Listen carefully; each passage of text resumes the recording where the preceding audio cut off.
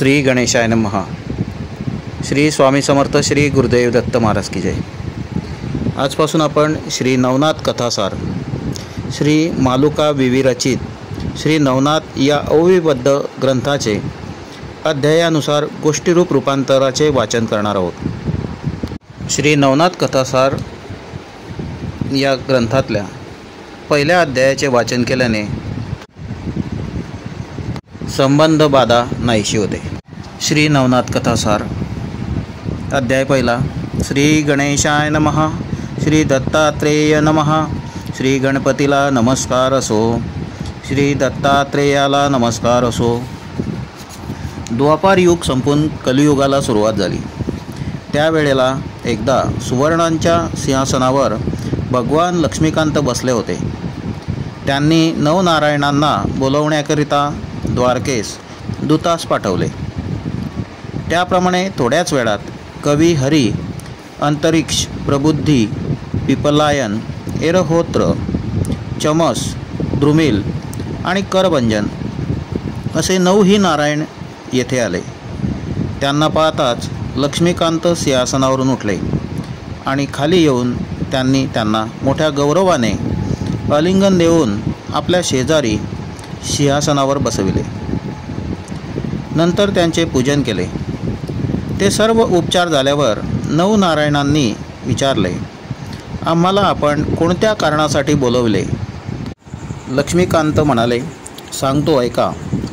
आपल्याला आता कलियुगात पृथ्वीवर अवतार घ्यायचे आहेत। राजहंस जसे एकत्र मिळून समुद्राच्या पाण्यात शिरतात तसे आपण सर्व एकदम पृथ्वीवर अवतार घेऊ। लक्ष्मीकांताचे बोलणे ऐकून नवनारायण म्हणाले, जनार्दना, आपले म्हणणे आम्हाला मान्य आहे, पण आपण कोठे कोठे अवतार कोणत्या नावाने घ्यावयाचे ते सांगा। त्यांचा प्रश्न ऐकून द्वारकाधीश म्हणाले, तुम्ही सर्वांनी अवतार घेऊन संप्रदाय स्थापन करा आणि लोकांना दीक्षा देऊन उपदेश करा। तुमच्यासारखे दुसरेही पुष्कळ अवतार घेऊन पृथ्वीवर अवतीर्ण होणार आहेत। मी स्वतः ज्ञानदेव या नावाने अवतार घेणार आहे। कवी वाल्मिकी हा तुळशीदास नावाने अवतार घेईल। शुकमुनी कबीर होतील। व्यासमुनी जयदेव होतील। जांबुवंत नरहरी आणि बलराम हे पुंडलिक होतील। कैलासपती शंकर हे निवृत्ती होतील आणि ब्रह्मदेव सोपान होतील। आदिमाया मुक्ताबाई या नावाने अवतार घेईल। हनुमान रामदास आणि कुब्जा ही जनी दासी म्हणून होईल। आपण सर्वजण कलियुगात भक्ती महात्म्य वाढवू। ते ऐकून नवनारायणांनी अवतार घेण्याबद्दल सविस्तर सांगण्याबद्दल विनंती केली। तेव्हा भगवंत पुन्हा म्हणाले, पराशरा ऋषींचा पुत्र व्यासमुनी याने भविष्यपुराणात पूर्वीच हे वर्णन केलेले आहे। पूर्वी ब्रह्मदेवाच्या वीर्यापासून 88,000 ऋषी झाले। तेव्हा वीर्याचा काही भाग निरनिराळ्या ठिकाणी पडला। त्यात यमुना नदीतही 3 वेळा थोडासा भाग पडला। त्यापैकी 2 वेळा तो द्रोणात पडला व 1 वेळा पाण्यात पडला।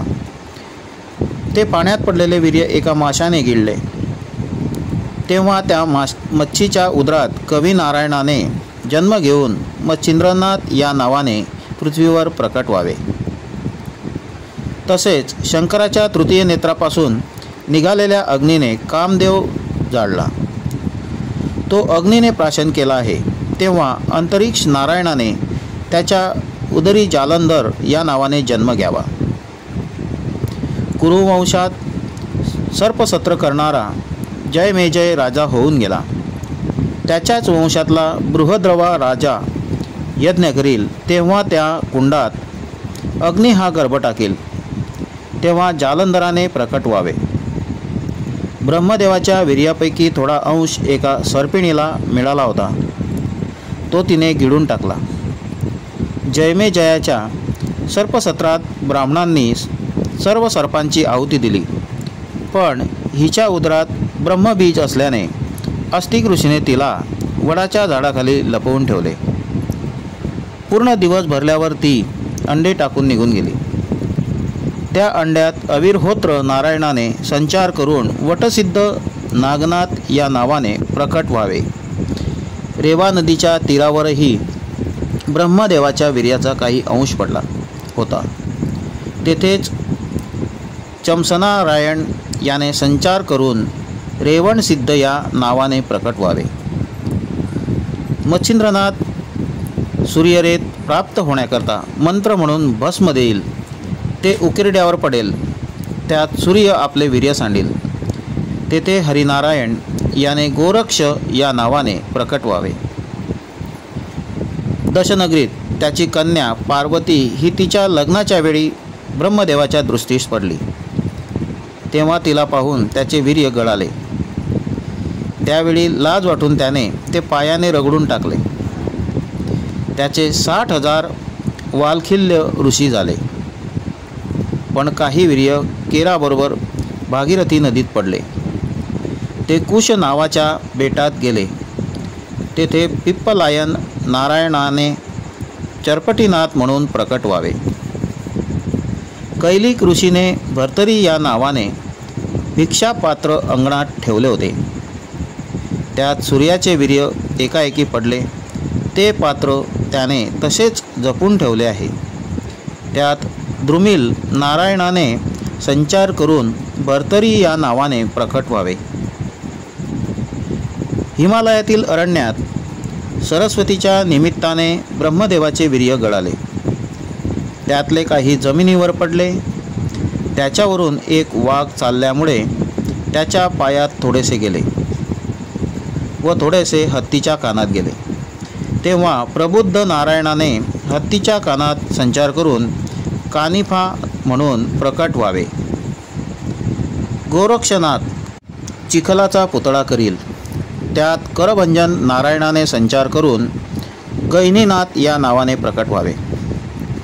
याप्रमाणे भगवंताचे खुलासेवार बोलणे ऐकून ते नवनारायण आज्ञा घेऊन तेथून निघाले आणि मंदराचल पर्वतावर गेले।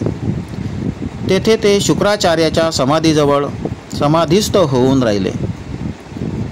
नंतर ठरल्याप्रमाणे शुक्राचार्यासह प्रत्येक जण प्रकट झाले। इकडे एक दिवस कैलास पर्वतावर शिव पार्वती सुखाने बसली असता पार्वती म्हणाली, तुम्ही नेहमी जो मंत्र जपता त्याचा मला अनुग्रह द्या। ते ऐकून शंकर म्हणाले, मी तुला देतो अनुग्रह, पण त्याकरता आपल्याला अगदी एकांत जागी गेले पाहिजे। असे एकांत स्थान मिळेपर्यंत आपण हिंडू आणि तसे स्थान मिळाले की मी तुला त्या मंत्राचा उपदेश करीन। त्याप्रमाणे एकांत स्थान शोधण्याकरता ती दोघे फिरत फिरत यमुनीच्या तीरावर आली। ती जागा अगदी निर्मनुष्य होती। तेव्हा ती पसंत करून तेथे शंकर पार्वतीस मंत्राचा उपदेश करू लागले। पण योगायोगाने ज्या मच्छीच्या पोटी मच्छिंद्रनाथाचा अवतार होणार होता ती नेमकी त्यावेळेस त्या यमुनेच्या पाण्यातच होती। तिच्या उदरातील गर्भ शंकराचा मंत्रोपदेश ऐकत होता। त्यामुळे त्याला शुद्ध ज्ञान मिळून त्याचा द्वैत भाव गेला आणि तो ब्रह्मरूप झाला।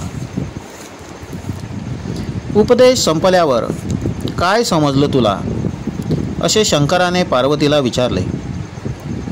तेव्हा मच्छीच्या उदरातून मच्छिंद्रनाथ म्हणाला, सर्व ब्रह्मरूप आहे हे मला समजले।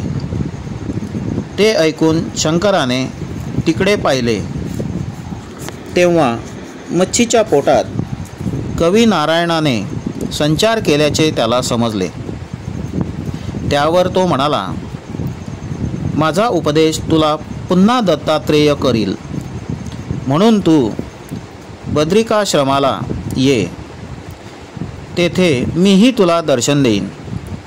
असे सांगून शंकर व पार्वती कैलासाला निघून गेले। मच्छीच्या उदरात मच्छिंद्रनाथ शंकराने सांगितलेला मंत्राचा जप करू लागला। पूर्ण दिवस भरल्यावर ती अंडे किनाऱ्यावर टाकून पाण्यात गेली। काही दिवसांनी एका बगड्याने ते अंडे पाहिले आणि ते आपल्या चोचीने फोडले. त्याबरोबर त्यातून एक बालक बाहेर पडले. ते पाहून बगडा भिवून पडून गेला. थोड्या वेळाने कामिक नावाचा एक कोळी तेथे आला. त्या मुलाला पाहून त्याला दया आली आणि त्याने त्याला हातात घेतले. त्याबरोबर आकाशवाणी झाली, हा कवी नारायणाचा अवतार आहे, त्याला घरी नेऊन वाढव, त्याचे नाव मच्छिंद्रनाथ असे ठेव. ते ऐकून कोळ्याने त्या मुलाला आपल्या घरी नेले. त्याची बायको शरद्वता नावाची होती. तिने मुलाला उचलून घेतल्याबरोबर तिला पुन्हा पाना फुटला आणि तो मुलगाही आनंदाने दूध पिऊ लागला. त्यांना मोठा मुलगा नसल्यामुळे अतिशय आनंद झाला. अशा प्रकारे कोळ्याच्या घरी वाढत मच्छिंद्रनाथ 5 वर्षाचा झाला. एक दिवस बाप त्याला घेऊन बरोबर मासे मारण्याकरता नदीवर गेला. कोळ्याने जाळे नदीत फेकले आणि पुष्कळसे मासे त्यात आल्यावर जाळे गोळा करून सर्व मासे त्याने किनाऱ्यावर मच्छिंद्रनाथांजवळ ठेवले आणि जाळे घेऊन तो पुन्हा पाण्यात गेला. मच्छिंद्रनाथाचे मातुकुल माशाचे असल्यामुळे त्याला ते तडफडणारे मासे पाहून वाईट वाटले व तो त्यातील एक मासा पुन्हा नदीत टाकू लागला. ते पाहून त्याचा बाप रागारागाने पाण्यातून किनाऱ्यावर आला आणि मच्छिंद्रनाथाच्या तोंडात मारून म्हणाला, गाढवा, मी एवढी मेहनत करून मासे पकडतो आहे आणि तू सरळ त्यांना नदीत सोडून देतो आहेस. अशाने खाशील काय? तुझी ही भीक मागायची लक्षणे आहेत. तरी खबरदार, पुन्हा असं करशील तर. असं म्हणून तो पुन्हा पाण्यात शिरला. मार मिळाल्यामुळे मच्छिंद्रनाथाला फार दुःख झाले आणि त्या तिरीमिरीत तो बापाची दृष्टी चुकवून तेथून पडून गेला. फिरत फिरत तो बद्रिकाश्रमाला गेला. तेथे त्याने 12 वर्षे खडतर तपश्चर्या केली. त्यामुळे त्याच्या हाडाचा सांगाडा तेवढा राहिला. इकडे एक दिवस श्री दत्तात्रेय फिरत फिरत शंकराकडे गेले. तेथे त्यांनी शंकराची स्तुती केली. नंतर दोघेजण गप्पा मारीत बसले. त्यावेळी श्री दत्तात्रेयाने बद्रिकाश्रमाचे रमणीय सौंदर्य पाहण्याची इच्छा व्यक्त केली. त्याबरोबर शंकर दत्तात्रेयाला घेऊन ताबडतोब बद्रिकाश्रमात गेले. अशा प्रकारे आज आपण श्री नवनाथ कथासार श्री मालुका विवी रचित श्री नवनाथ या ओवीबद्ध ग्रंथाचे पहिल्या अध्यायाचे गोष्टीरूप रूपांतर पाहिले.